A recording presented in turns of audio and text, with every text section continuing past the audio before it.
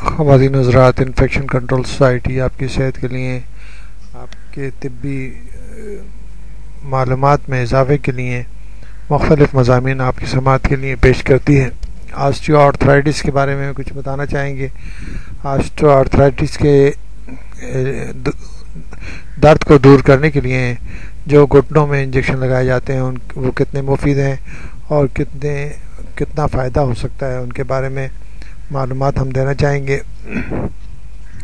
Switzerland کے researchers نے کہا ہے کہ گھٹنے کے جوڑوں میں درد کے مریض اپنی تکلیف دور کرنے کے لیے ان جوڑوں میں جو انجیکشن لگواتے ہیں ان سے درد میں تو معمولی کمی ہو سکتی ہے، لیکن چلنے پھرنے میں کوئی مدد نہیں ملتی۔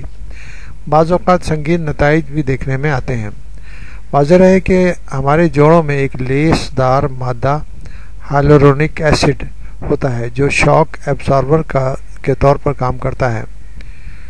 جوڑوں میں درد کی بیماری آسٹیو آرتھرائٹس میں مبتلا مریضوں کے جوڑوں میں اس چکنے مادے کی کمی واقع ہو جاتی ہے، اور جب درد دور کرنے والی NSAID دواؤں سے مریض کو کوئی فائدہ نہیں ہوتا تو بعض اوقات ڈاکٹر ان کو ہائلورونک ایسڈ کے انجیکشن لگوانے کی تجویز کرتے ہیں، جن کو واسکو سپلیمنٹیشن بھی کہتے ہیں۔ سوئٹزرلینڈ کی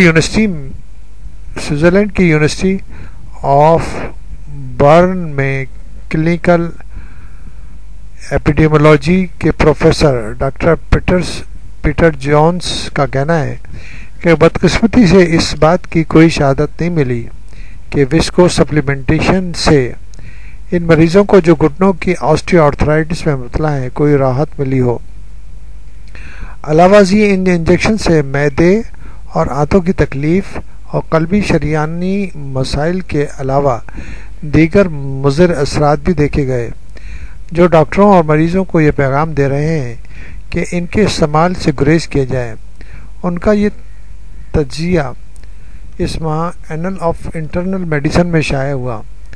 امریکہ ادارہ فوڈ اینڈ ڈرگ ایڈمنسٹریشن نے 1997 میں اس قسم کے انجیکشن کے استعمال کی اجازت دی تھی، جو مختلف کمپنیوں کی جانب سے فروخت کی جا رہی ہیں۔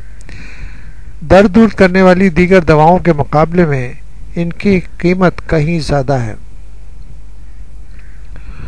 ایک فارماسیوٹیکل رپورٹ کے مطابق 2006 میں 6 ماہ تک ان انجیکشنوں کے استعمال کی قیمت $850 سے لے کر $1840 تک وصول کی جاتی ہے۔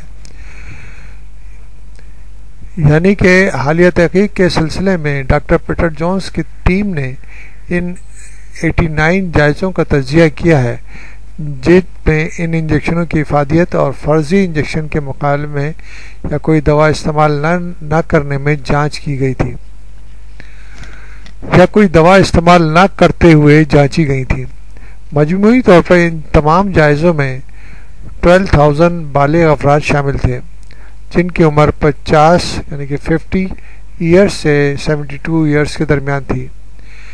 ریسرچرز نے یہ دیکھا تھا کہ درد پر اس انجیکشن کا اثر برائے نام ہوا تھا، جبکہ جوڑوں کی کارکردگی پر کوئی اثر نہیں پڑا تھا۔ بعض جائزوں میں اس انجیکشن کی تاثیر 8ویں ہفتے میں اپنے عروج پر آئی تھی، لیکن پھر وہ بتدریج گھٹنے لگی تھی۔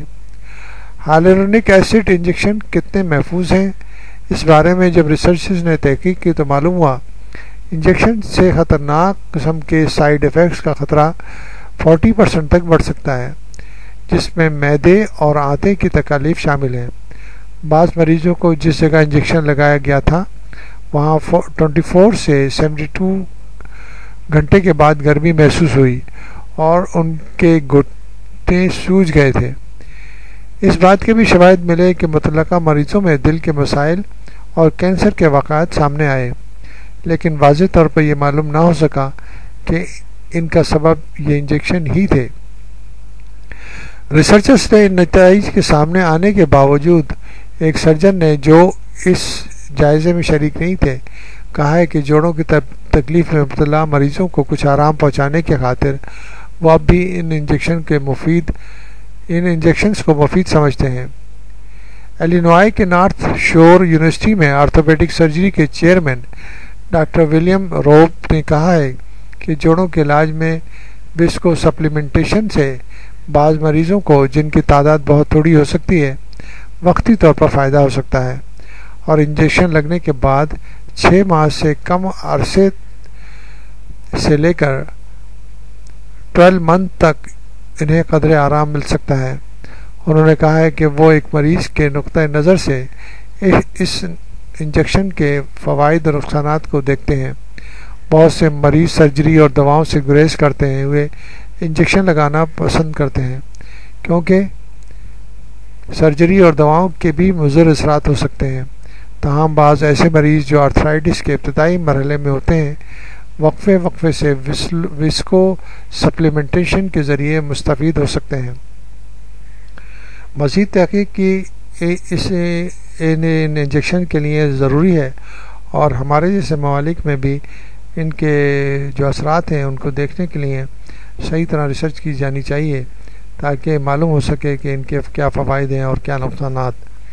بہتر یہ ہوگا کہ ہم وقت کے ساتھ ان چیزوں کو بہتر طور پر سمجھ سکیں اور ان کے اگر مضر اثرات ہیں تو ان کو روک سکیں۔